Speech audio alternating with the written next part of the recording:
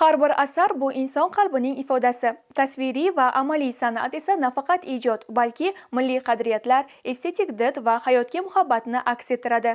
O'zbekiston-Finlandiya pedagogika institutida tashkil etilgan Milliy ijod va parvoz nomli ko'rgazma ana shunday ijod namunasiga boy tadbir bo'ldi. Navbatdagi lavhamiz shu haqida. Tasviriy va amaliy san'at namunalarini kuzatish kishiga o'zgacha zavq beradi. Bunday asarlarni yaratish esa ijodkordan yuksak did va mahorat, sabr ham talab etadi. Bu asarlar nafaqat go'zallik, balki u bilan muntazam shug'ullanish orqali ijodkorga bitmas-tuganmas ilhom bag'ishlaydi. Ayni jihatlar ko'rgazmaning ish boshlashi munosabati bilan o'tkazilgan tadbirda e'tirof etildi. O'zbekiston Badiiy akademiyasi va Badiiy ijodkorlar uyushmasining Samarqand bo'limi hamkorligida 5 muhim tashabbus doirasida tashkil etilgan mazkur ko'rgazmada tasviriy san'at va muhandislik grafikasi yo'nalishi talabalari va kafedra qoshidagi ilmiy ijodiy fan to'garaklari a'zolarining 100 ga yaqin ijodiy ishlari namoyish etildi.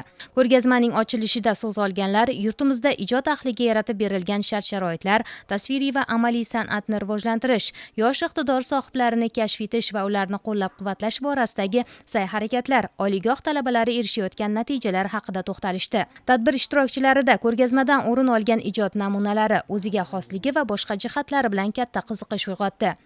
Ko'rgazmada amaliy bezak va miniatyura ishlarimiz bo'yicha qatnashyapmiz. Asosan amaliy bezak san'atida qog'ozda, buyumlarda ishlashimiz mumkin. Masalan, tovoqda esa islomiy naqshlar keltirilgan, ya'ni buni chizishdan oldin, ya'ni tovoqni pishirib, o'zini o'lchamlarida kopirovkalar chiqarib tanlab olamiz chizish uchun.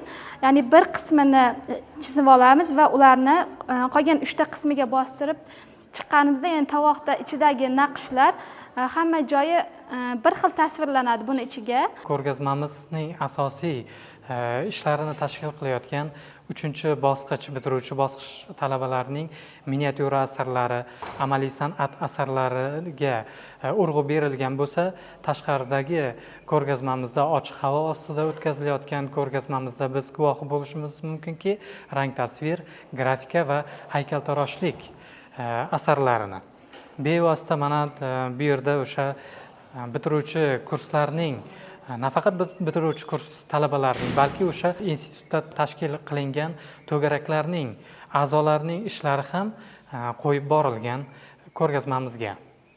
Ko'rgazmada namoyish etilayotgan rang tasvir va qalam tasvir, amaliy san'at va haykaltaroshlik namunalari san'at ixlosmandlariga manzur bo'lmoqda. Milliy ijod va parvoz bu shunchaki ko'rgazma emas, bu ijodga, san'atga, kelajakka ishonch bilan qarash va yuksak ijodiy parvoz demakdir. Yosh ijodkorlar har bir ijodiy ishi orqali nafaqat o'z mahoratlarini, balki milliy g'ururini ham namoyish etmoqda.